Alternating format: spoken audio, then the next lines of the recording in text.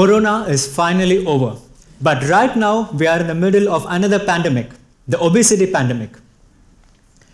You know about obesity, I guess I need not explain it. But there is a company in Denmark which has become Europe's most valuable company because of this. Any guesses? Hint, they produce weight loss drugs.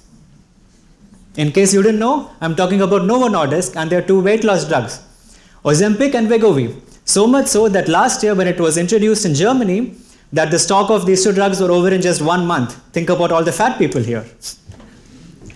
So in obesity, the fat in your stomach and in your neck chins, they are very visible.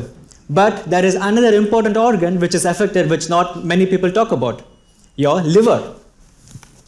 And this is how your liver looks like. Dark red in color and firm to touch. But what happens when you eat in McDonald's and drink Coke and Pepsi high in fructose? Over many years, all this liver overflows from your fat tissue into your liver, and this leads to fatty liver. Research suggests that as high as 1 in 3 people have fatty liver in the world. And over many years, this fatty liver progresses to something called as MASH, where the immune cells attack your liver cells and they become fibrotic, means scar tissue forms. And the deposition of liver leads to this. Doesn't really look good, does it? It's bigger, inflamed, and it's filled with fat. You don't want your liver to become like this. And it can lead to liver cancer as well. So what can we do to address it? Your body has some strange and very powerful techniques. I will not ask you to take a magic pill or change your diet. I will ask you to not eat at all. Strange? If you guessed it right, I'm talking about fasting. How fasting can be used to protect your body against MASH. Specifically talking, I'm talking about the 5-2 regimen. I think many of you might have heard it, all the health enthusiasts here.